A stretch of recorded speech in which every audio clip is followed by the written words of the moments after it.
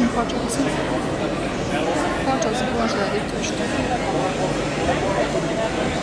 Vlada i ja naš medeni mesec proveli smo na tovarniku. U sred njiva kukuruza, u sred izbegličke krize i na balkanskoj ruti. Policajci, novinari, humanitarci i mi, izbeglici iz Sirije i svi tih drugih dalekih zemalja. Sjećam se da je ti dana teren bio naša kuća. Moja organizacija pokrenula je akciju sakupljanja odeće od građana. Skoro sve kolege u kancelariji sami su bili izbjeglice tih 90-ih, Vlada isto.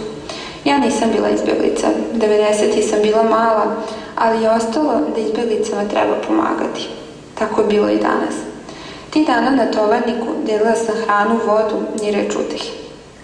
Ili sam se bar nadala da to radim. U Novom Sadu nosila sam po 500 pelena odjednom i pakovala pakete, a na tovarniku delila vodu. Vlada je delio sendviče, vičući McDonald's i unesući tako malo humora u cijelu priču. U već sledećem momentu bila sam u kontejneru i sklanjala smeće sa volonterima iz Amerike. Bili smo i umorni i prljavi, ali srećni jer smo znali da činimo dobru stvar. Izbjeglice su pristizale autobusima koji su ih ostavljali u njivama nekih 3 km od granice. Tada se već pričalo o zatvaranju granica, izbjeglice su bukvalno trčale prema Hrvatskoj, nadajući se da će uspjeti da pređu. Sjećam se da smo mi bili tu sa hranom, vodom, odećom i obućom, ali su oni samo prolazili i žedni i gladni, goli i bosi trčeći ka granici. Iz ko zna kog po redu autobusa izašla je porodica, 2 dece, mlada žena, stariji čovek sa povređenom nogom koju rukama nosio bebu i ona, Amira. Tako sam je nazvala, devojčica od nekih 9-10 godina sa torbom na leđima i torbom u rukama. Ona je zvala ostale i govorila im da nastave da hodaju. Poput malog zapovednika, ozbiljna i pomalo ljuta, na sve one koji se vuku, cijelu porodicu je gurala napred i bila puša faktor koji ih tera da nastave. Ja nisam govorila njihov jezik, ali sam sve razumela iz njenih pokreta, a njeno lice odavalo je utisak stare, stroge bake sa svojih preživljenih barem 60 godina. Dala sam im nekoliko kesa u koje su prebacili stvari iz pocepanih torbi. Svo to vrijeme Amira ih je požurivala, stavljajući ponovo jedan ranac na leđa, a drugi ruke. Ponudila sam joj pomoć da ponesem torbe, ali je odbila i krenula napred. Potrčala sam za njom i ponovo je ponudila pomoć. Ovog puta je prihvatila, mada mislim da je više dopustila da je pomognem da nosi torbu nego da je pruži pomoć. I dalje je imala onaj ozbiljan izraz lica i iz nje su zračili ozbiljnost i ponos, skrivena zabrinutost i upornost. U tih njenih 9-10 godina nigde nije bila devojčica koja je razmišljala šta će da radi posle škole. Imala sam želju da je zagrlim i da joj kažem da je hrabra, ali nisam sigurna da bi ona to dozvolila. Na neka 2 kilometra od granice čekala su nas 2 kombija i auto. Padala je noć i nije više bilo svetlo u njivama. Uz pomoć prevodioca nekako smo im objasnili da ćemo pokušati da ih prevezemo barem do granice. Bio je muk, a ispred nas policija. Mislili smo da je tu kraj naše vožnje i da dalje nećemo moći. Stariji čovjek sa bebom, kada je video policiju, uplašio se i pokušao da izađe iz auta. I ja sam se uplašila jer znala sam da to ne smem da radim, ali savjest mi ipak nije dozvoljavala da te ljude ostavim tek tako. Policajac se pogledao u auto, pomerio se u stranu i pustio nas da uđemo. Tu negde bila je tabla na kojoj je pisalo Evropska unija. Dekica sa bebom, kada je video tablu, počeo da plače i zagrlio Vladu. Nije to bio plač od straha ili tuge, bio je to plač očajnika koji je konačno video kraj svog puta. Nisam imala snage da im kažem da do te Nemačke i Austrije ima još dosta. Ali nije ni bilo važno. Oni su u tom momentu bili srećni i trebalo im je sačuvati taj moment. Pozdravili smo se sa njima, a Mira je stavila svoje torbe na leđa i samo klimnula glavom. Do našeg punkta vratila sam se ćutke. Nije mi bilo do priče. Već je pao mrak i uključili smo farove na autima kako bi ostale izbjeglice koje su i dalje dolazile vidjele kuda da idu kroz njive. Stajala sam i gledala za njima, osjećajući na svojim leđima težinu Amirinih torbi. U tom momentu pala mi na pamet moja babarista, koja je izgubila kuću i nosila ranjenog sina na rukama. Sjetila sam se Vučeka Mikija kog je deda morao da ostavi. Sjetila sam se brata Njegoša koji je rođen u koloniji. Sjetila sam se Maje koja je izbjegla sa mamom i sestrama i nije prepoznala oca kada se vratio sa ratišta.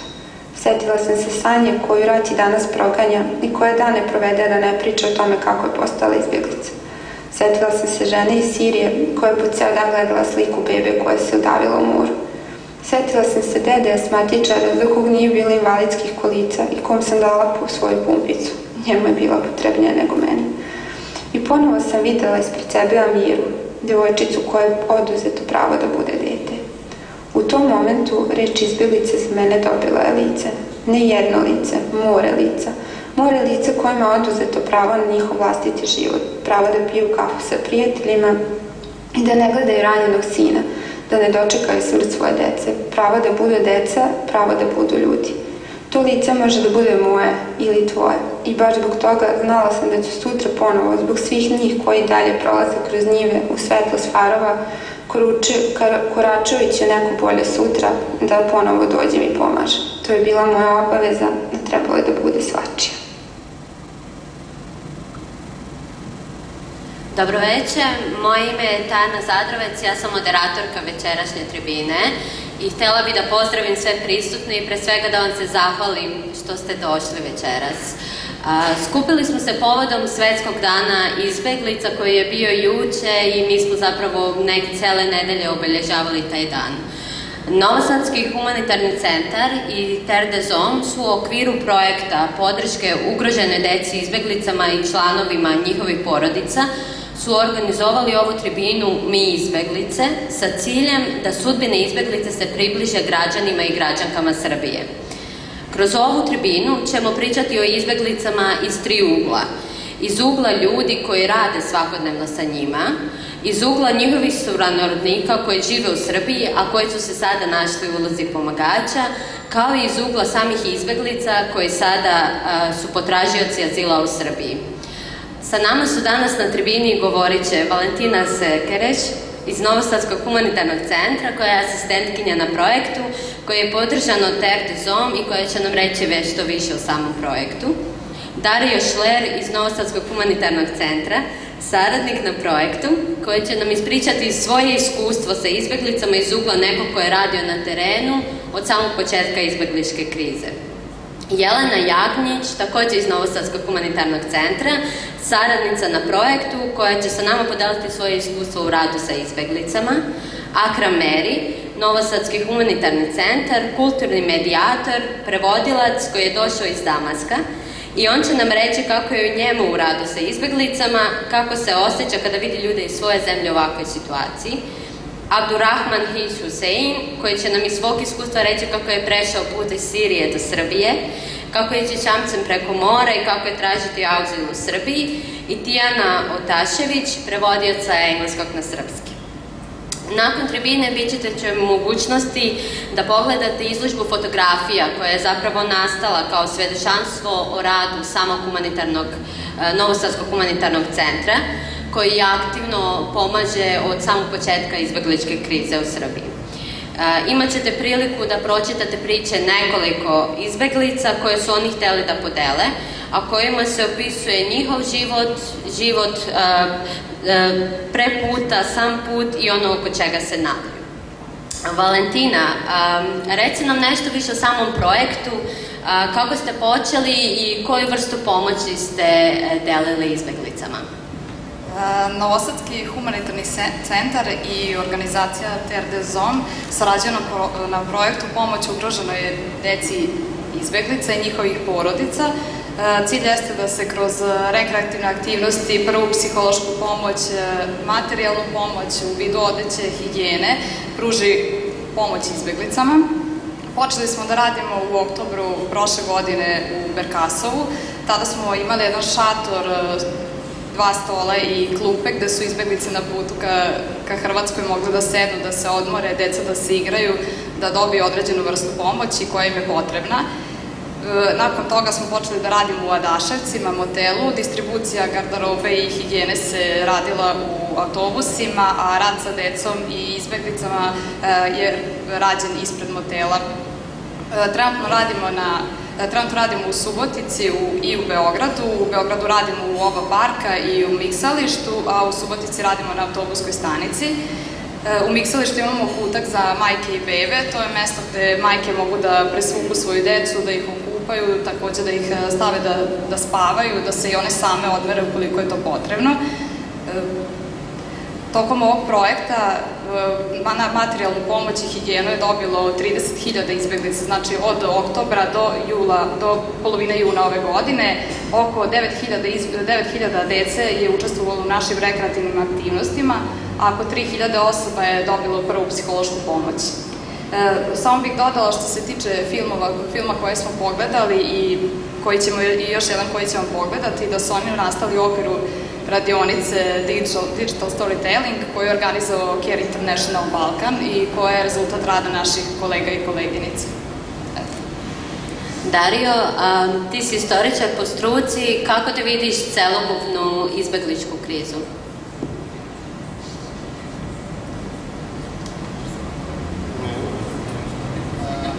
Dobro večer svima pre svega. Po pitanju poprilično teško i treba kako smatrati iz dva ugla. Jedan od njih bi bio svakako lični ugao, budući da sam i sam prošao kroz neko iskustvo, a drugi treba tražiti nekim objektivnim razlozima zašto je došlo do toga, šta se događa i prije svega ga vidim kao posledicu nekih davnih kolonijalnih odnosa koji su prevladali i nešto što će biti veliki problem u budućnosti, što će zahtijevati puno posla na kulturnoj integraciji i zabrinjavajuće dosta budući da primjer Turaka koji živi u Nemačkoj se nije pokazao kao baš najbolji. I baš u skladu s tim i moj večerašnji govor je posvećen tome. Ako možemo prezentaciju da pustimo. Spremno je. Dakle, okupili smo se kako bi kroz izložbu fotografija i priloženim intervjuima pokazali ljudsko lice krize kojom smo okruženi. A opet ne možemo se potpuno oduprijeti našem strahu od nepoznatog, strahu od izbjeglica i onoga što dolazi sa njima. Možemo čuti glasove sa raznih strana da će nastati problemi kulturne integracije, terorizma, a u nekim slučajevima je da je reč o pravoj invaziji na Evropu. I u tome niste sami. Cijela Evropa se nosi sa izazovima koji su pred njom. Priliv nešto više od 1 milion izbjeglica u 2015. godini, prema podacima UNHCR-a, je očekivani gotovo 250.000 u ovoj godini i jesu ništa drugo do pravi Herkulesovi zadaci, ali zadaci sa kojima se treba nositi i izboriti. Međutim, umjesto zajedničke akcije u cilju pomoći nesrećenim ljudima, Evropa je posle sporazuma sa Turskom u martu ove godine zatvorila svoje granice i tim je zaustavila nekontrolisan priliv izbjeglica. Umjesto solidarnosti, vlade evropskih zemalja su se pre svega brinule o sopstvenim nacionalnim interesima, dok su se neke ujedinile, kao što je na primjer Višegradska grupa, kako bi se otvoreno suprotstavile na dolazećem talasu izbjeglica. Uplašile su se mogućih negativnih reakcija svog javnog mnjenja i narastajućih uticaja političke desnice. Sada postavljamo pitanje, pa šta je ta desnica koja je posle više od 60 godina ponovo diže glavu? Pre svega, poreklo pojma se može naći u francuskoj buržoaskoj revoluciji, kada su pristaše starog monarhističkog režima sedjeli na desnoj strani Skupštine. Politička desnica danas označava sve ono što je konzervativno, tradicionalno, religijsko, nacionalno i što priželjkuje ekonomski liberalizam, ukratko ono što je suprotno levici. Umerena desnica je česta pojava u Evropi. Bila to konzervativna partija ili Titorijevci u Velikoj Britaniji Davida Camerona, Hrišćansko-demokratska unija Angele Merkel u Nemačkoj, Republikanska stranka, partija, izvinjavam se, Nikole Sarkozija u Francuskoj ili sada već bivši narod slobode Silvia Berlusconija i Gianfranca Finija u Italiji i tako dalje u mnogim evropskim zemljama. Kao što vidimo i što nam je poznato, sve ove stranke su deo ili su bile deo veće evropske zajednice stranaka, objedinjenih u Evropskom parlamentu i u velikom su doprinele da možemo vidjeti Evropu kakva je danas. Bez granica, sa slobodnim protokom robe i ljudi, ujedinjenu komunitarnim pravom, ali sa poštovanjem nacionalnih identiteta država članica, te slobodnu i demokratsku. No, opasnost u svemu ovome predstavlja vetar u leđa koji je dat ekstremnoj desnici upravo od strane pomenutih. Za primjer možemo uzeti 2010. godinu kada je nemačka kancelarka proglasila da je koncept multikulturalizma doživeo totalni neuspeh. što su kasnije potvrdili David Cameron i Nicolas Sarkozy. Tada je krenula, a sada doživljava strahovit uspon podrška strankama koje su do tada stajale na margini političke scene. Nove, intenzivnije imigracije samo hrane njihove evroskeptične, šovinističke, ksenofobične, islamofobične stavove koje provejavaju iz njihovih izjava. Akcije terorista kao što je ona sa napadom na urednike lista Charlie Hebdo, serija bombaških napada širom Pariza 13. novembra 2015. godine i u Briselu 22. marta ove godine, kao da potvrđuju reči ekstremne desnice. Tako, u Francuskoj Nacionalni front, osnovan još 1972. godine od strane Jean-Marie Le Pena, a od 2011. godine ga vodi Marine Le Pen, njegova ćerka, je izrazito nacionalistička i evroskeptična stranka, koja na parlamentarnim izborima 2007. godine sa 4,29% glasova nije prešla cenzus, da bi već 2012. godine osvojila 13,14% glasova Francuza. A na izborima za Evropski parlament 2014. godine osvojila je čak 24 od 74 mesta koje Francuzi imaju u ovom telu. Njene izjave poput: ako ništa ne preduzmemo, ovaj priliv migranata bit će kao invazija varvara u 4. veku, a i posljedice će biti iste. Ili one nemačka migrante hoće da koristi kao robove. Samo služe da podgreje strah od pridošlica kod lokalnog stanovništva. U Holandiji, stranka za slobodu Geerta Wildersa, koja je posle izbora 2012. godine imala samo 15 članova u holandskom parlamentu i 4 predstavnika u Evropskom parlamentu, se zalaže za zaustavljanje imigracije, posebno pripadnika islamske veroispovesti, potkrepljujući to izjavom: Kuran na stolu ispred vas je priručnik za teroriste. Krv kaplje sa njegovih stranica. Lovačka dozvola za milione muslimana. Dozvola za ubijanje. Time hrani Holanđane potrebnim da usmere svoj gnev na jednu stranu, na jednog krivca. A novije ankete to pokazuju porastom njegove popularnosti. U Poljskoj, umereno evroskeptična stranka Prava i pravde Jaroslava Kačinskog, koja je od 2015. godine na vlasti, govori da bi Bošnjaci druge vere predstavljali pretnju poljskom katoličkom identitetu i vrednostima, te da bi Poljska trebala imati korist od Evropske unije, a ne obrnuto. U Mađarskoj premijer Viktor Orban, ispred svoje umereno desničarske stranke Fides, je prošao dug put od studenta prava koji je 1989. godine tražio pravo na održavanje slobodnih izbora, do čovjeka koji je najveći zagovornik takozvane tvrde struje protiv izbjeglica, opasavši svoju južnu granicu bodljikavom žicom i poručujući: ako pustimo sve, uništit ćemo Evropu. I slično tome, govoreći u izbjegličkom kampu u Debrecinu: ne želimo da još ljudi dođe. Oni koji su ovdje, idite kući. Smatra se da su Orbanovi ultradesničarski istupi, kojima se u dobroj meri priklonio, posledice pritiska koji na njega vrši pokret za bolju Mađarsku, poznatiji kao Jobbik, otvoreno nacionalistička, irendetistička, antisemitska stranka koja je osvajala čak 20,24% glasova na parlamentarnim izborima 2014. godine. Samo 3% manje od vladajućeg Fidesa, te ima 3 predstavnika u Evropskom parlamentu. U Austriji je došlo do velikog zaokreta, gde su dosadašnje stranke socijaldemokrata i demohrišćana, koje su vodile Austriju od Drugog svjetskog rata, prepustile vođstvo Slobodarskoj partiji, čiji je kandidat na predsjedničkim izborima u aprilu i maju ove godine umalo odneo pobedu. Iako stranka postoji od 1956. godine i u nekoliko navrata je bila u vladi, njeno pan-germansko opredeljenje i borba protiv imigracije, posebno iz islamskih zemalja, joj nisu donosili prevelike uspehe. Ipak, veliki broj izbjeglica sa Bliskog istoka je bio prilika da se zapaljavim izjavama "mi smo u ratu", desetine hiljada izbjeglica probija granicu, stekne preko potrebno glasačko telo, koje su njenom predstavniku donele 49,7% podrške u drugom krugu predsjedničkih izbora. U Nemačkoj, koja nosi istorijsko breme nacizma i holokausta, pojava alternativne za Nemačku predstavlja novi izazov. Najprije, 2013. godine je osnovana kao stranka poslovnih ljudi i ekonomista, koja podržava nemačko članstvo u Evropskoj uniji, ali skeptična prema zajedničkoj valuti euru i državnom intervencionizmu, je prošla kratak put kada je na njeno čelo 2015. godine zasela Frauke Petri, od kada stranka usvaja novi manifesto gde u naslovu stoji: Islam nije deo Nemačke. Traži se zabrana džamija, poziva na molitvu, nošenje burki itd. Stranka sada ima predstavnike u 8 od 16 parlamenta država koje čine Nemačku federaciju. AfD je optežen da naginje ka Pegidi ili ti pokretu patriotski evropljani protiv islamizacije Zapada, čije ime govori sve. Osmišljena kao građanska inicijativa na Facebooku protiv slanja oružja Radničkoj partiji Kurdistana, pokret je iz dana u dan rastao i došao do stadijuma da sada može okupiti 20.000 demonstranata na ulicama Drezdena, gdje je prvobitno i pokrenut. Raširiti se po cijeloj Nemačkoj te imati podršku širom Evrope, pa čak i u dalekoj Kanadi i Australiji. Primjera je još mnogo. Nismo se ni dotakli aktuelnog pitanja Brexita ili događaja na severu Evrope, ali ovdje ćemo stati.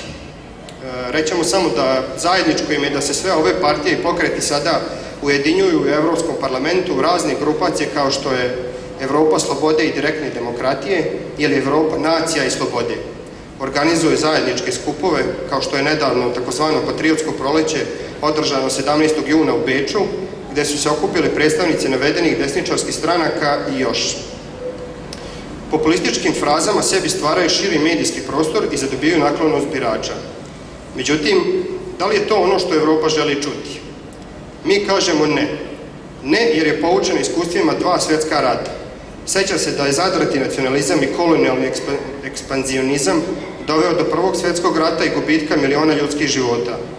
A i ko se ne seća britanskog premijera Nevilla Chamberlaina koji je posle izlaska iz aviona 1938. godine ponosno mahao papirom kojim je objašnjavao da nacionalsocijalizam nije opasno za evropski poredak, govoreći: mislim da je ovo mir našeg vremena. Mi mislimo da Evropa želi stvoriti novo društvo, ujedinjeno i tolerantno, sa uvažavanjem i poštovanjem svih kulturoloških razlika. Jer kada bi se svaka evropska država povela svojim nacionalističkim interesima i kada bi računali na sukobe koji već postoje u islamskom svijetu, između recimo Radničke partije Kurdistana ili Salafita, između šita i sunita i tako dalje, dobili bi situaciju u kojoj su kao u pesmi nemačkog benda Deutsche Amerikanische Freundschaft svi protiv svih. Zato smo mi iz NSHC-a pred vas donijeli fotografije i oštampane verzije intervjua vođenih sa izbjeglicama tokom proteklih mjeseci u Beogradu i Subotici, da bi pokazali da izbjeglice i naše nove komšije nisu ništa drugo od obični ljudi. Inženjeri, menadžeri, studenti, učenici, stolari, pekari, lekari, zidari i tako dalje.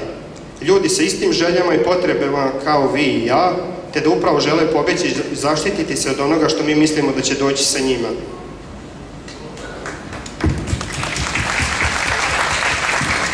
Dario, hvala ti na iscrpnom istorijskom i političkom viđenju izbegličke krize.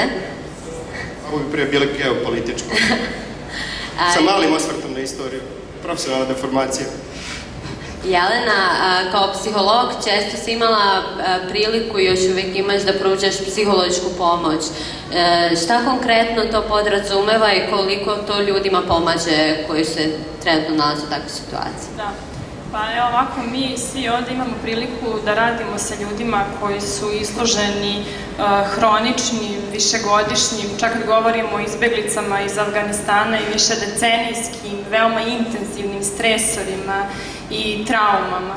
Pored svega što su doživjeli u svojim zemljama iz kojih dolaze, oni u svom iskustvu imaju ovaj izbjeglički put koji svi znamo nije nimalo lak, čak naprotiv veoma stresan i često veoma traumatičan.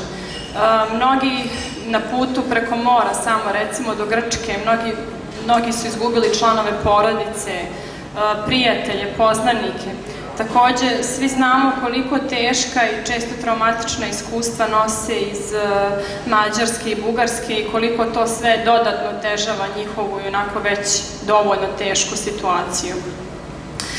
Traumatični događaji mogu da dovedu do veoma intenzivnih, burnih psiholoških reakcija i do ozbiljnih posledica po mentalno zdravlje ljudi koji su doživjeli traumu.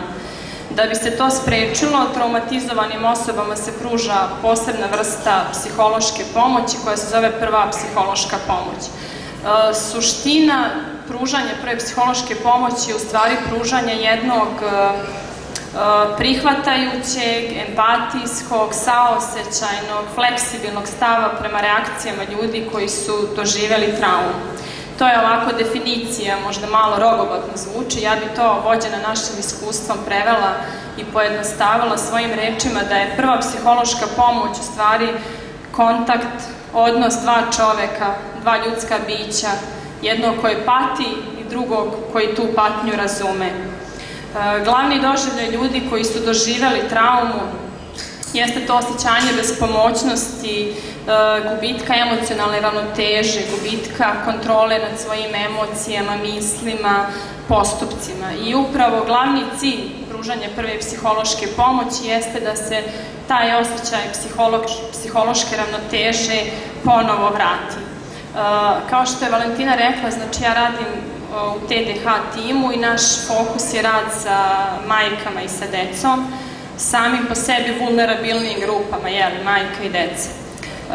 Pružanje prve psihološke pomoći u našem radu se sastoji iz sledećih postupaka. Znači, ono što najpre radimo jeste procena osnovnih potreba majke i dece. Znači, da li je potrebna lekarska pomoć, da li je potrebna hrana, odeća, obuća. Kao što je rekla Valentina, znači mi radimo paralelno, pružamo istu vrstu pomoći u Subotici i u Beogradu. U Subotici, po meni i po mišljenju, verujem, svih nas je položaj izbeglica mnogo teži, o tome bih voljela nešto kasnije posebno da kažem. A ovde u Miksalištu imamo jednu prelepu priliku da pružimo majkama da okupaju svoje dete u našem kutku za majke i bebe. Nama dođu majke koje nisu imale priliku da operu dete danima. Ne možete da verujete kakve smo sve kožne promene videli na bebama. Znači, od ojeda, osipa, raznih ujeda insekata dok su prolazili kroz šume, dok su dolazili u Srbiju. Ali po meni to kupanje u stvari nije samo zadovoljavanje tih osnovnih higijenskih potreba takođe važnih. Po meni je to u stvari pružanje prve psihološke pomoći. Svi smo videli koliko majke, zbog svega što su doživele, budu često umorne, iscrpljene, emocionalno distancirane od svoje dece. A to kupanje pruža u stvari jednu posebnu vrstu jednog bliskog, telesnog kontakta majke i bebe. I svi smo negde primetili koliko nakon kupanja taj njihov odnos postaje nekako topliji i nežniji, dok brišu dete, dok ga oblače. Sam taj dodir za samo dete je veoma važan, posebno za taj uzrast beba sa kojima mi u Miksalištu najviše negde možda i radimo. Grle ih, ljube, ali majkama se vraća osmeh na lice. Po meni je to veoma važna stvar i po meni je to u stvari primer pružanja prve psihološke pomoći, jer na taj način one ponovo vraćaju tu emocionalnu ravnotežu, uspostavljaju kontrolu, bar na kratko, nad ulogom majke, obnove svoje resurse i to im daje veliku podršku za izazove koje im čekaju dalje. Takođe, kao što je rekla Valentina, mi tu imamo priliku da ponudimo majkama da legnu, da odmore, da odspavaju, a fizički odmor je itekako važan u prevenciji nekih ozbiljnijih psiholoških posledica na stres koji one imaju, hroničan stres kroz koji prolaze. Tu bih isto istakla i pohvalila i naše kolege lekare koji rade u Miksalištu i koji kad god procenimo da je potrebno neka observacija bebe ili majke da uvek dođu, pruže podršku i daju adekvatan lekarski savet i kreme, tonike, sve što je potrebno za bebe. Tako da kad sve to uzmete, u stvari pružamo ponovo i vraćamo taj osjećaj fizičke sigurnosti. Znači ja sam dobro, moje potrebe su zadovoljene, nisam fizički ugrožena, što je veoma važan princip pružanja prve psihološke pomoći. Kada zadovoljimo te osnovne potrebe, ono što je veoma važan princip pružanja prve psihološke pomoći jeste ta emotivna podrška. Emotivna podrška je u stvari jedan specifičan kontakt koji podrazumeva veštine slušanja, razumevanja, saosećanja, emocionalne topline i bezuslovnog prihvatanja. Znači, u redu je biti umorna majka, u redu je biti distancirana majka, u redu je ako majka nije oprala svoje dete, u redu je ako dete pokazuje otpor, ako neće da sarađuje sa nama, u redu je ako neki mladić koji je pretučen od strane policije na mađarskoj granici bude u otporu, bude u buntu, neće da razgovara sa nama. To su sve normalne reakcije na nenormalne okolnosti u kojima se oni nalaze.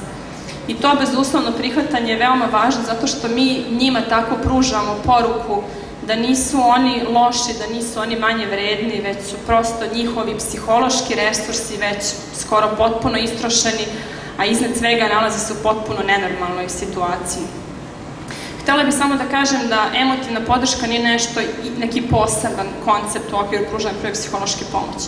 Znači, emotivna podrška podrazumeva bukvalno svaku našu interakciju i neophodno svakoj našoj interakciji sa izbeglicama.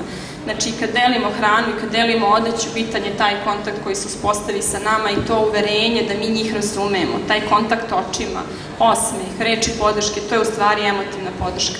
Već sam je ovde izdvojila kao jedan poseban aspekt zato što, eto, hoćemo da približimo malo koncept pružanja prve psihološke pomoći. Tu je veoma važan razgovor, čak možda i više slušanje dok nam neko priča tu svoju priču. To nikako ne smije da bude pritisak da oni kažu šta su prošli, koje emocije su doživjeli. To je prosto puštanje njih da kažu ono što žele da podele sa nama, da mi pošaljemo poruku da to razumemo. Ono što kroz razgovor se takođe dešava uz tu emotivnu podršku i to, da kažem, njihovo emotivno ventiliranje i oslobađanje od tih nekih, da kažem, nagomilanih emocija, jeste pružanje te kognitivne podrške. Ljudi koji su prošli traumu često imaju taj doživljaj, odnosno imaju neku vrstu kognitivne suženosti, znači ne mogu da razmišljaju, ne mogu da procenjuju, otežano donose odluke, odluke im se menjaju iz časa u čas i kroz taj razgovor, kad oni pričaju sa nama, kad isprazne te emocije, oni nekako drugačije sagledavaju sad svoju situaciju, možda na malo racionalniji način, drugačije procenjuju svoje resurse, sposobnosti, trenutnu situaciju. Svi smo mi kroz pružanje prve psihološke pomoći imali niz takve situacije da nam dođe izbeglica koja je onako potpuno u jednom stanju bespomoćnosti, ne vidi izlaz iz te situacije, ali kroz razgovor nekako vidite promenu, vidite da on malo ojača. Ja sam skoro imala razgovor sa jednim mladićem koji je došao iz Afganistana i koji je vraćen sa mađarske granice i on je bio potpuno onako apatičan, potpuno fokusiran samo na taj neuspeh. Otpisao je potpuno sve ono što je doživeo od Afganistana do Srbije. I kada on tako ispraznio te nagomilane emocije, nekako sam je krenuo da odmotava taj put od Afganistana preko Irana, Turske, Mora, Grčke, Bugarske i sam je u stvari shvatio koliko on ima snage, koliko ima sposobnosti, koliko čak ima iskustva koje može da iskoristi dalje. Znači, negde uspeo da donese neku bolju kognitivnu procenu. To je u stvari, znači, kroz taj razgovor, kroz emotivnu podršku, mnogo toga uspemo da zajedno postignemo. Sledeći veoma važan princip pružanja prve psihološke pomoći je ta informativna podrška, znači pružanje informacija izbeglicama, što se ovde jako to sve lepo radi u istom parku, ali mi u Subotici pokušamo da informišemo migrante u smislu gde su došli, kako dođu do kampa, koliko je udaljen kamp, da li mogu da idu, da li je potrebna registracija, koliko vremena, da li mogu peške, znači sve one informacije koje su njima potrebne, jer sami znamo kad se nađemo u nekom samo nepoznatom delu svog grada koliko se osjećamo dezorijentisani. Sad zamislite nekoga ko je došao iz Sirije, Iraka i sad se zatekao u Subotici, kako se on osjeća. Vratit ću se samo kratko primerom u Verkasovo, gde smo mi radili, dok je još bio organizovan prevoz izbeglica autobusima, dok su bile otvorene granice, i mi smo radili pored puta kuda se kretala ta kolona ka graničnom prelazu i bili smo na tački gde oni dolaze autobusom i onda odatle kreću peške ka graničnom prelazu. I svi smo u početku bili svedoci kako oni idu onako stihijski, prosto žure. Mi smo tu imali mogućnost da im ponudimo čaj, kafu, hranu, međutim oni su se kretali onako, prosto vide iznad grupu i trče da stignu, uzmu od nas čaj samo, recimo i kafu i onda produže ispred, ne zadržavaju se. Pri tom moram da kažem da je to put koji jeste, hajde da kažemo, uređen, ali se nalazi između njiva. Tu nema nikakvog putokaza, nema osvetljenja. To je bio oktobar mesec, već negde oko 6 sati je mrak, ništa se ne vidi. I onda smo došli na ideju da se tu napravi jedna mapa, da se stavi na tablu, putem koje bi oni mogli da se informišu gde se nalaze u odnosu sad tu na naše mesto, koliko ima kilometara do graničnog prelaza, koliko znači to pešačenja, na koje punktove mogu sve da naiđu dok idu od nas i videli ste jednu potpunu promenu. Znači, videli ste ljude koji se sad okupljaju oko te table, razgovaraju, procenjuju, donose odluke, da li da ostanu tu, da se odmore, da se deca poigraju sa nama pa da nastave dalje. Znači, videli ste od one neke apatije, užurbanosti, videli ste kako ljudi preuzimaju kontrolu nad sobom, vraća se ta neka emocionalna teža i možda posle nekoliko dana prvi put samostalno donose odluke. Ono što je takođe važno u našem radu i spada u pružanje projekt psihološke pomoći jeste taj rad sa decom, nešto što je jako važno i u čemu svi negde uživamo, ali o tome će Valentina reći nešto više. Ono što bih htela još da naglasim, što je jako važno, prva psihološka pomoć je nešto što mogu da rade psiholozi samo, što rade psihijatri, znači ljudi koji se bave mentalnim zdravljem. To nije to. Prva psihološka pomoć je slušanje, priče, pokazivanje razumevanja, topline, sve ovo što sam rekla. To je pružanje projekt psihološke pomoći. I to mogu da rade ljudi različitih profesija, ali koje objedinjuje taj visok stepen empatije, saosećanja, razumevanja, želje da se sasluša neko, da mu se pruži uteha i podrška. U našem timu ima nekoliko ljudi koji nisu uopšte iz ovih pomenutih oblasti, a umeju da uspostave veoma dobar kontakt i poverenje sa izbjeglicama. Eto, to je nešto kratko o prvoj psihološkoj pomoći. Eto, to je to. Hvala ti, Jelena.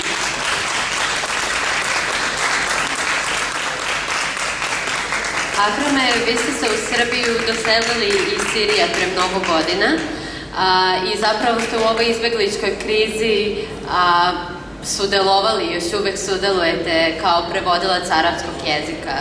Koje je vaše viđenje na celokupnu izbegličku krizu i kako možda izbeglice reaguju na vas, s obzirom da ste vi možda jedan od retkih koji može ponekada im pristupi na njihovom jeziku?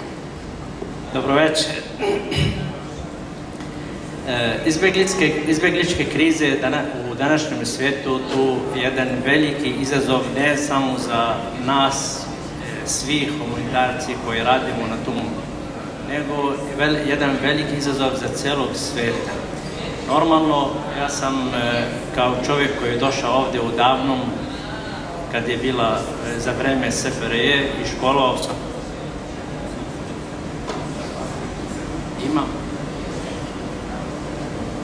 Alo? I srpski zet u isto vremeno.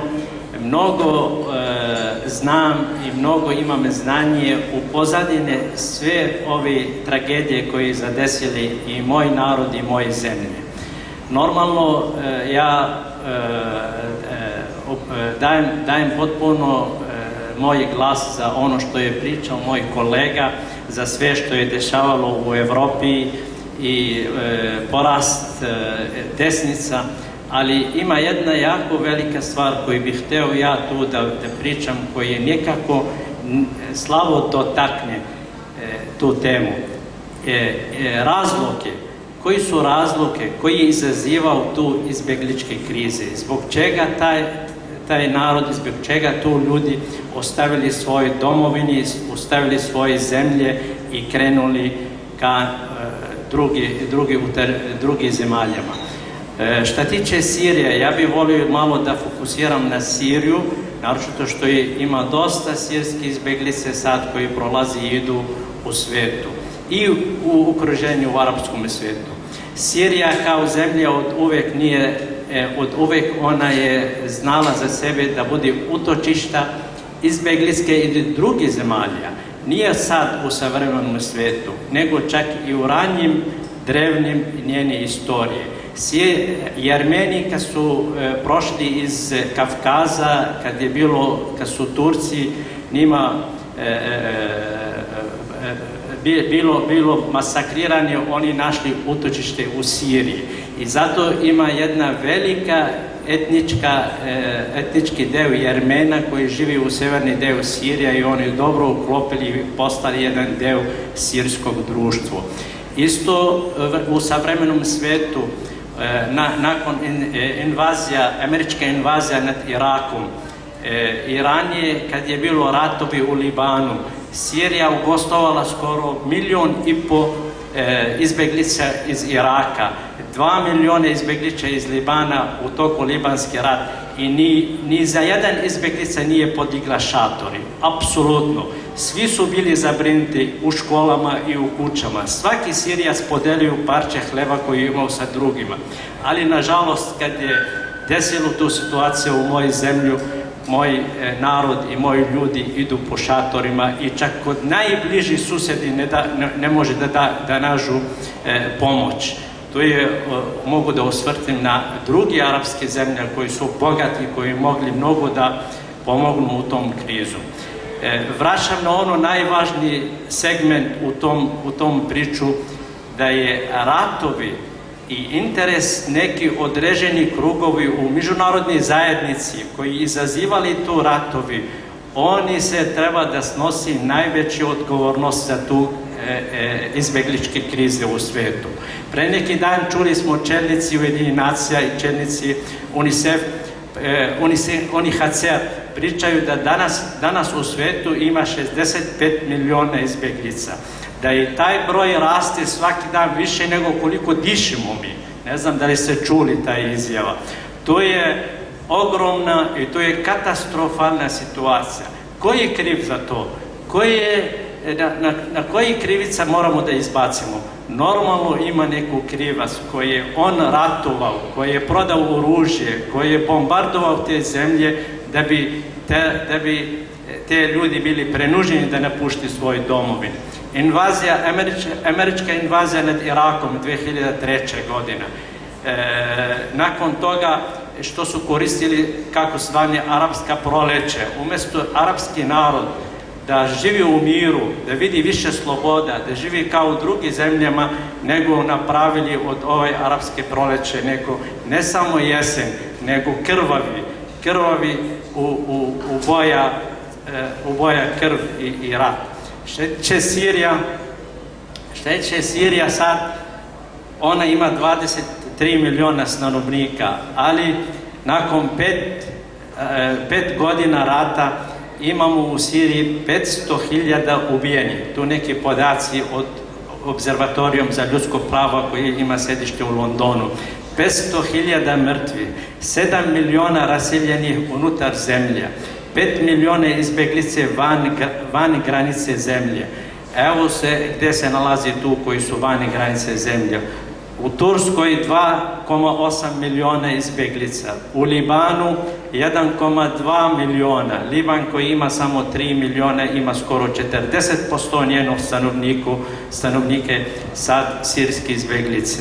U Jordanu ima samo 655.000, u Iraku ima 250.000 i tu u Kurdistanu, u severni deo Iraku. U Egiptu ima 133.000, u zemalja Evropske unije ima 900.000 sirskih izbeglica. Normalno, ja kao Sirijac, nije samo vi ovdje svi znate, vidite oblik ili vidite nešto malo od patnje taj izbeglice koji je došao ovdje ili koji prolazi i ide u Evropi, ali ima dosta ljudi koji ostali tamo, koji još do danas živi strahota tog rata. Taj narod, arapski, sirski narod ili arapski narod u Severnoj Afrika i na Bliskom istoku ne zaslužuje tu sudbina. Ovdje je bila uvek kolevka civilizacija, ovdje je nikli sve tri religije, judizam, hrišćanstvo i islam. Preko Sirija prošao on je apostol koji je proširio hrišćanstvo u Evropske unije. Sirija ima jedan znatni deo hrišćana i one čuva sve do dan danas i kulture i stare rimske civilizacije. Na njene tlu prva ABCD je otkrivena. U Siriji seljak pre 10.000 neko novo era saznao da pšenica da se gaji i da društveni i manipuliše. Taj narod ne zasluži i tu katastrofa koju je doživjela. Ja kao Sirijac znam osjećam te katastrofe, pošto je uvek u kontaktu i sa mojima i uvek pratim medijama šta se dešava u mojoj zemlji. Moja zemlja je sad skoro 2/3 razorena. Ima neki gradovi koji su bili milionski gradovi, kao što je Alep, na primjer, sad je skoro 3/4 pustoš, infrastruktura uništena, sve postrojenje uništeno, a najvažnije je tu ljudski život koji smo izgubili, koji ne možemo nikad da njih povratimo. I ja u mojoj porodici isto imao sam neki takvi slučaj koji sam ja izgubio i najmiliji pod bombama.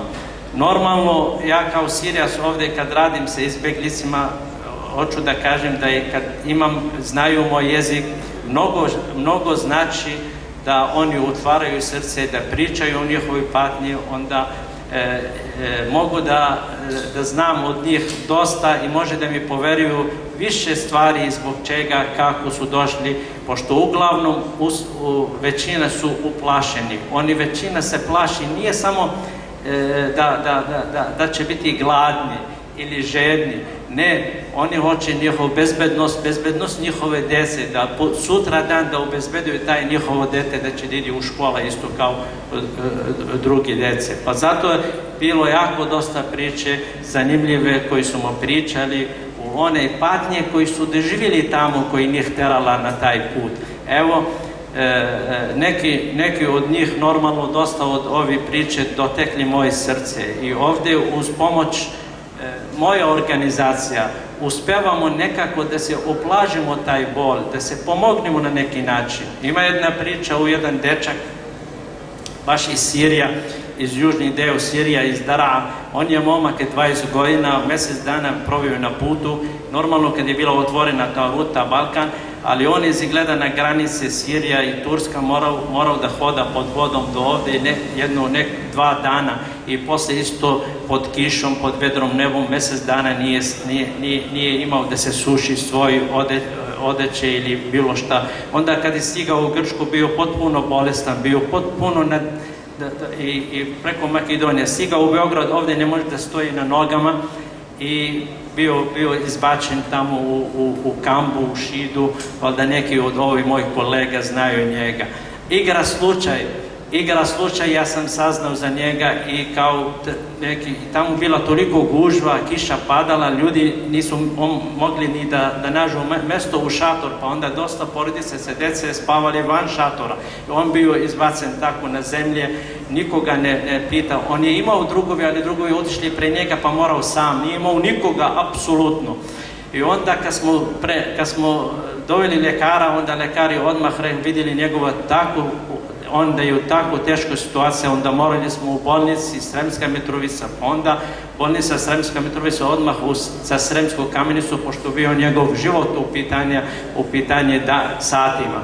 I stvarno, kad smo stigli tamo u Sremska Kamenica, zahvaljujući intervencija čelni ljudi u Novi Sadski humanitarni centar, oni stavili su ga odmah na aparati, uspavali su ga namjerno da ne bi umru i da bi dali mu veštačke hrane. On je ostao nedelju dana na aparatima uspavljan. I ja iz Beograda pričam sa lekarima telefonom i ponekad daju mi neke informacije. Tu je bilo jako dodirni takav slučaj, ali oni uspjeli da spasi njegov život lekari u Sremskoj Kamenici. Kad su probudio lekari, rekli da nije došao za nekoliko sati, momak bi umro. Zamislite taj sudbina. Kad sam ga vodio u bolnice, on jedva pričao, nije mogao da kaže, ali samo zna moje ime. Zato kad je probudio, rekli su mi kolega tamo i lekari da je spomenuo moje ime. Koliko mi je dodirnuto ta situacija i takve njegovi slučaj. Posle toga ostao 15 dana zahvaljujući te intervencija i sve ozdravio i nastavio put i mogu da kažem vam da je sad u Austriji tražio azil tamo i nadamo se da će uspjeti.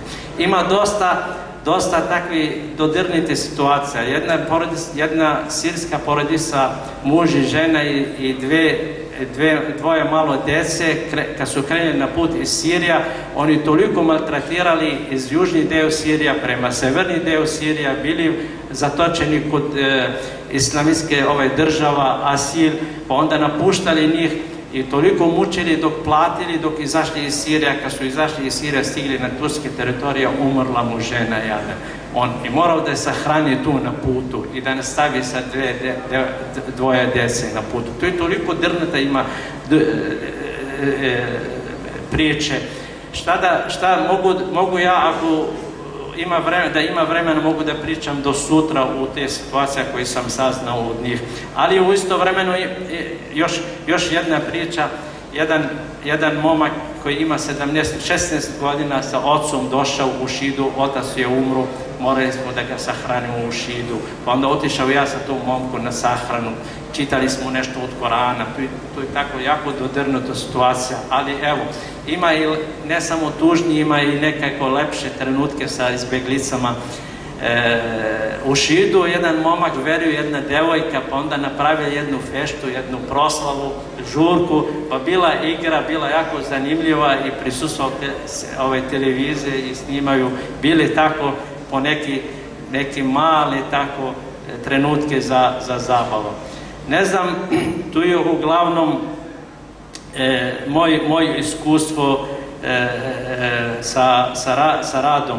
Ja pre svega bih hteo da zahvalim stvarno Novi Sadski humanitarni centar i oni svi ljudi koji radi, Daniela, Mira i svi ljudi ovde, stvarno bili su na nivou i mislim da to što pružimo jeste nekako jedan deo koji će da pomogne te ljudi, da se malo ublaži taj bol, ali mnogo znači, pošto ima jedan mudras, kaže, pitali su njega koji je najsrećniji čovekom na svetu, kaže, najsrećniji je onaj koji učini drugom sreću. Dovoljno da ti učiniš jedno dete, maziš ga po glavu ili bilo kakve lepe reči, mnogo znači.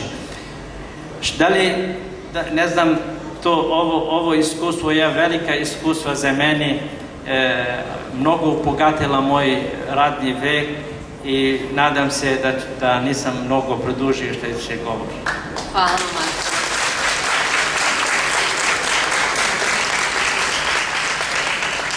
Abdurrahman, ti si jedna od osoba koje su odlučile da ostanu ovde i da traže azil ovde u Srbiji. Kako je izgledao tvoj celokupni put iz Sirije do ovde? Abdul, you're one of the people who decided to stay here in Serbia. So can you tell us something about your journey to Serbia from Syria? Good evening. My name is Abdul Rahman from Syria. I decided to leave my country in 11 October, the last October, 12 October in Beirut, 13 October in Turkish, Mersin.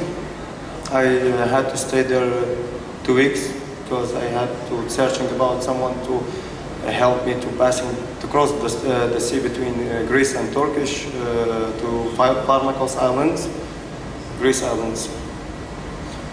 After that, the island, Parmakos Island, it's a military island. They just pick up us to coast, from coast to Niros. After that, after 1 week to Athena, the capital of the Greece. After that, we had to moving from Athena by train to Salonika, the border with Macedonia. After that, I spent it there 1 night in the camp. Then we just moving from the border to another border, from the Macedonia and Greece border. After that, to Macedonia, Serbian border, to Gevgelija, if you know it. That took from us a lot of. It was difficult. If we're talking about psychology, spent the nights without sleep, stress, painful for us. But we made it in the end. I arrived to Breševo, on the border, 7 November, and I had to stay. I decided to stay here 3 days. Spend here 3 days to rest myself, rebuild myself, and I wanted to go to Norway. After that, after 3 days, I decided. I saw here the life. I came from Breševo in 7 November, 8 November. I was here in Belgrade. Just see friends, the info center. They show me the info center, the Mexalishta, the park. Suddenly I decided to stay here in Serbia. Why? Until now I don't know. Maybe because the refugees, because the life here is good for me. I told my family I decided to stay here, so they are a little bit. They were worried about this because why this? They prepared everything for me in Norway, but somewhere I decided to stay here in Serbia and moving to see Albert and Tayana from Excelista, they are really good friends. They just support me. I asked them I want to be volunteer in that days, and they accept me, one of them, and helping me to make connection with refugees, learning me how I can just help the refugees in the correct way. And that's it for now. She will translate to English.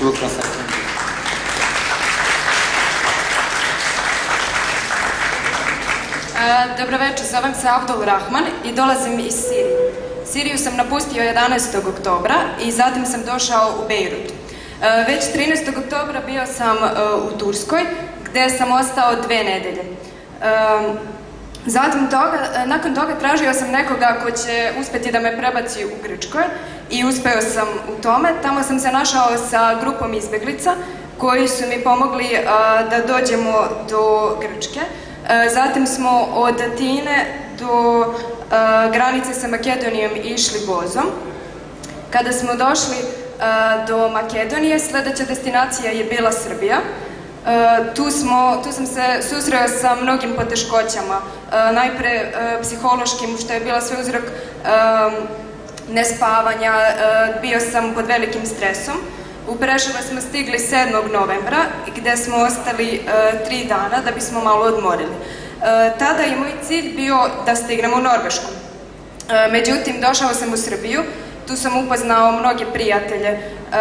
Došao sam u park, bio sam u miksalištu i onda sam odlučio da ipak ostanem u Srbiji. Moja porodica me je pitala zašto je to moja odluka, ali sam im ja rekao da ne umem da im dam odgovor na to.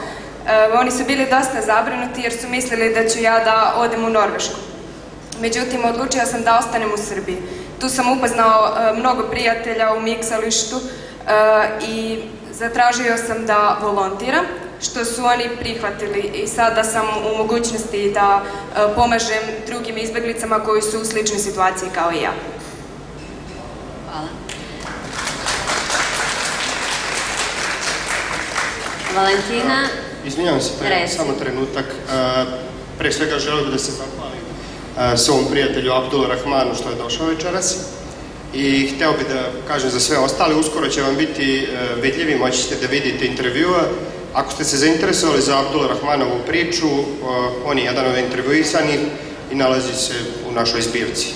Ako hoćete pogledajte, samo sam to hteo da kažem. Hvala ti. Valentina, koja su tvoje iskustva u proteklom radu sa izbjeglicama? Ja ću samo kratko u ime moje grupe oko pružanja prve psihološke pomoći kroz igru, što se tiče rada sa decom i kao jednog od meni najdražih i najlepših iskustava, s obzirom da naših 5 minuta posvećeno deci, to onako grubo rečeno, njima jako puno znači i vraća im osmeh na lice, što je onako od neprocenjivog značaja. Igra je jako dobra tehnika ventiliranja tih traumatičnih iskustava koje su deca proživala. Često nam se dešava da crtaju more, brodove, s obzirom da i dalje negde imaju to traumatično iskustvo prelazeći od Turske do Grčke. Također nam se dešavalo da crtaju slike iz rata koje su videli i na taj način prosto ventiliraju svoje emocije i prazne se na taj način. Također, kroz igru se oni zbližavaju sa svojim roditeljima, pošto nam se često dešava da roditelji usled umora i stresa prosto nekako na neke načine ne posvećuju dovoljno pažnje deci. Onda kada vide da mi počnemo da crtamo sa njima, ubrzo se i oni priključe toj igri i nekako to ima dvostruki efekat i na decu i na roditelje u tom nekom pozitivnom smislu i jednima i drugima se vraća osmeh na lice i vraća osjećaj bliskosti. Eto, to je onako ukratko.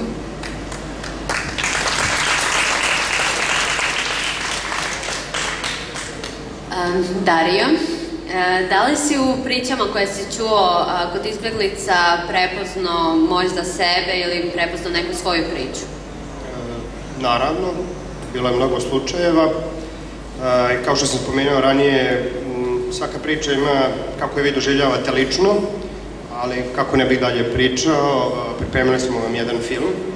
Nastao je, kao što je Valentina već rekla, na radionici digitalnih priča koje smo formirali, između ostalih i moje kolege i ja, a ova je moja, onako kako ja vidim izbjegličku krizu lično. Pa ako možemo da pustimo film.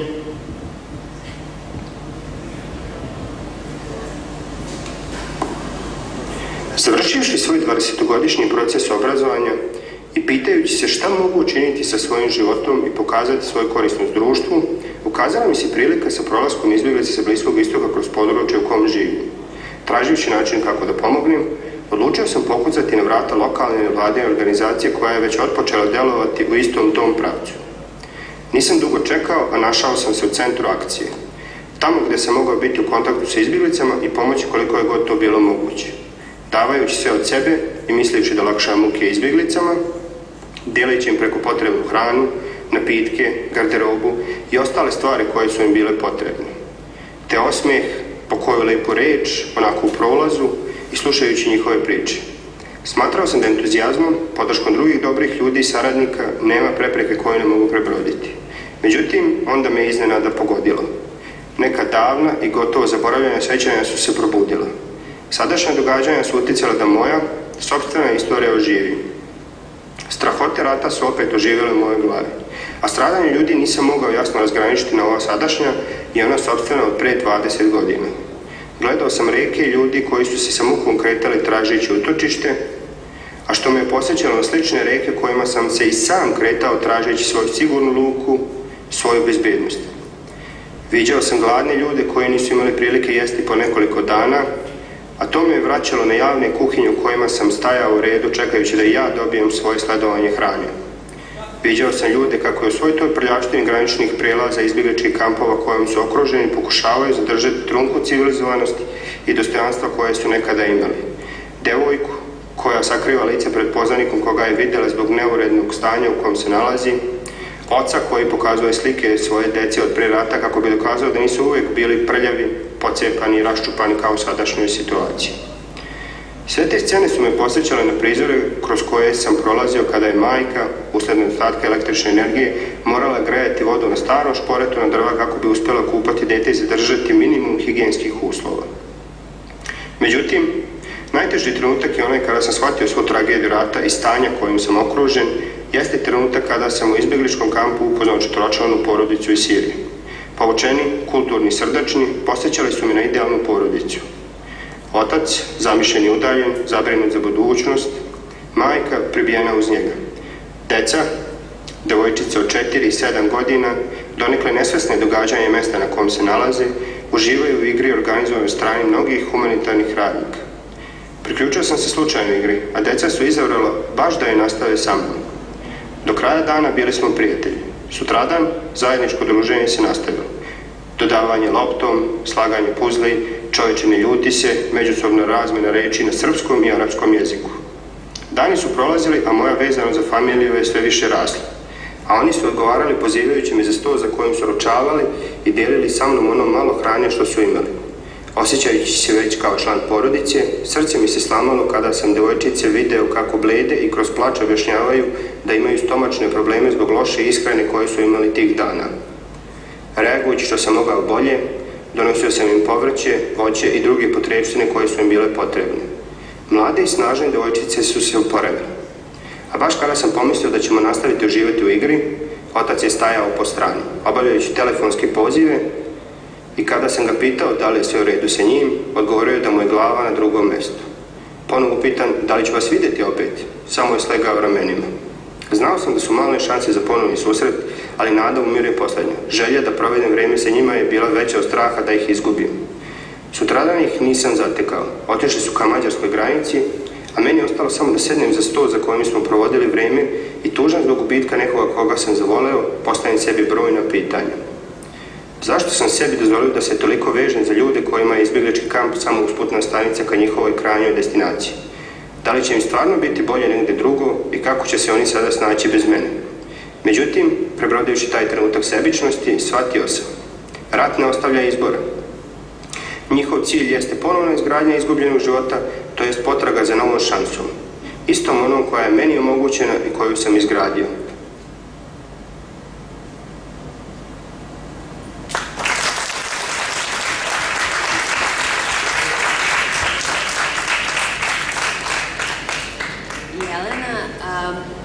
Kako okolina tvoja reaguje kada čuje kojim poslom se baviš i zapravo da radiš sa izbeglicama? U suštini, ljudi se interesuju kako radimo, kako se osjećaju izbeglice, koje su im potrebe. Međutim, kada sam videla ovo pitanje, u stvari shvatila sam da je to bilo u početku. Sada kada kažem da još uvijek radim sa izbeglicama, naiđem na ono iznenađenje u smislu šta, zar još ima izbeglica u Srbiji? I pošto ja živim u Novom Sadu, možda je Beogradu drugačija situacija, ali u Novom Sadu bukvalno bude iznenađenje.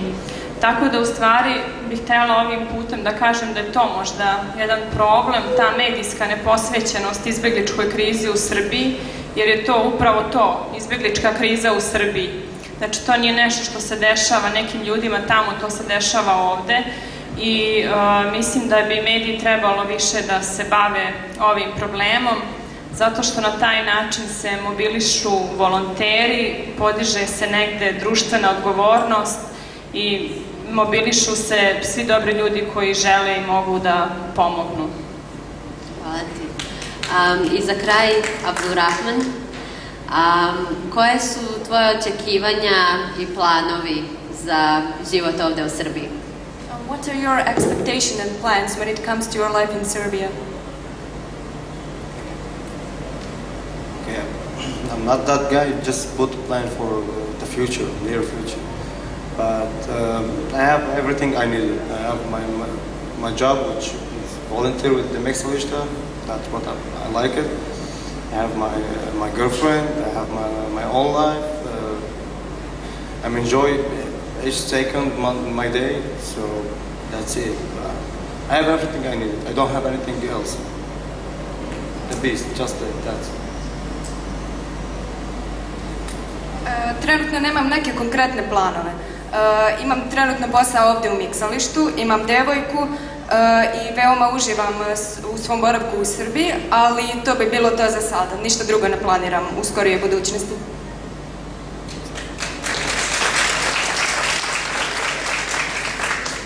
Hvala vam svima što ste došli, što ste učestvovali. Ja bih sada možda dala vama priliku, ako ko ima kakvo pitanje, da postavi našim učesnicima. Nema niko. Dobro. Verovatno ste svi videli hranu, pa čim pre čekate da probate. Htela bih još jednom da se zahvalim Novosadskom humanitarnom centru, Care International i Terre des Hommes, koji su protekli par meseci predivno surađivali sa nama na miksalištu. Hvala vam svima od srca. To ne piše u scenariju, ali meni je izrazita čast da sam poznala toliko divne ljude i mislim da mogu da kažem ime i svih volontera i zaposlenika miksališta, da vam hvala na izrazitom trudu, entuzijazmu i donacijama na kraju krajeva koje donosite za izbeglice. Gore na spratu možete da vidite izložbu fotografije koje su neki dokument rada Novosadskog humanitarnog centra u protekle godinu dana. A sa vaše leve strane, kao što je Dario već spomenuo, prisutni su intervjui i neke osobne priče od ljudi kojima su imali priliku da pričaju i da podele svoje životne iskustva. Umeđu vremenu možete iza da se poslužite hranom koju su pripremili naši volonteri, također Novosađani sa nama i izbeglice. Nadam se da ćete uživati i prijatno. Hvala vam.